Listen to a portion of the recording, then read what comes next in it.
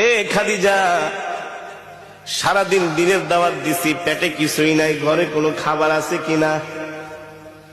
আম্মাজান খাদিজা বলে, ওগো প্রিয় স্বামী, আমাদের ওই যে ছোট একটা বকরি আছে, শুধু ওই বকরি থেকে সন্ধ্যাবেলা এক পেয়ালা দুধ দহন করে আপনার জন্য রেখেছি। আর পাশের বাড়ির মানুষ হাদিয়া হিসাবে আমাদেরকে 4টা খেজুর দিয়ে গেছে। আমি 2টো খেজুর খেয়ে 2টো খেজুর আর এক পেয়ালা দুধ প্রিয় স্বামীর জন্য রেখে দিয়েছি। আপনাদের কাছে আমার প্রশ্ন, সারাদিন না খাওয়া মানুষের কি এক পেয়ালা দুধে কি পেট ভরে, তৃপ্তি মিঠে? আম্মা জান আয়েশা রাদিয়াল্লাহু তাআলা আনহা আল্লাহর নবীর সামনে দুধের পেয়ালা হাজির করলেন।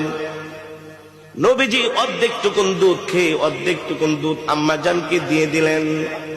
নবীজি একটা খেজুর খাইলেন, আর একটা খেজুর আম্মা জানকে দিয়ে দিলেন। আম্মা জান বলে, ওগো প্রিয় স্বামী, 2টো খেজুরি আপনি খেয়ে ফেলেন। আল্লাহর নবী বলেন, না না না, আমি আমার হাত দিয়া তোমাকে একটা খেজুর খাওয়াই দিব। আল্লাহু আকবার। এই কথা বলতে বলতে হঠাৎ করে নবীজির চোখ চলে যায় আম্মা জানের কাপড়ের দিকে।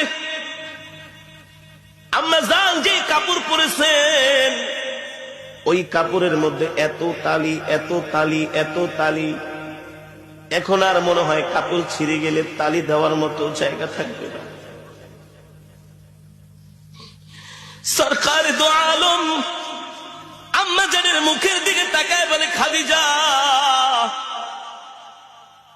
এ খাদিজা, 40 মণ স্বর্ণ নিয়ে আমাকে বিবাহ করলা, কতটা মাস হয়ে গেল, ঠিক মতো কোনোদিন ঘরের বাজারও করি না, বাজার সদাইও আনতে পারি না, না খায়া থাকো।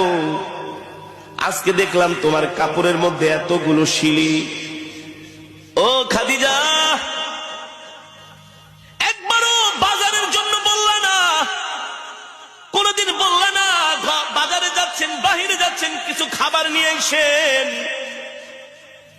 এই কথাও বললো না। আমার কাপড় ছিঁড়া গেছে, একটা কাপড় পর্যন্ত নিয়ে আসেন। খাদিজা রে, 40 মণ স্বর্ণ নিয়ে আমাকে বিবাহ করলা, এই সম্পদগুলো আমি কোন জায়গায় ব্যয় করলাম একবারও কোনোদিন ডাক দিয়া জিজ্ঞেস করলা না। তোমার সম্পদগুলো আমি কোন কাজে ব্যয় করেছি? আম্মা জান খাদিজা বলে, গো আল্লাহর নবী, আমি জানি আমার কলিজার টুকরা স্বামী ওই সম্পদগুলো আল্লাহর রাস্তায় দান করে দিয়েছেন, এই জন্য আমার জিজ্ঞেস করা।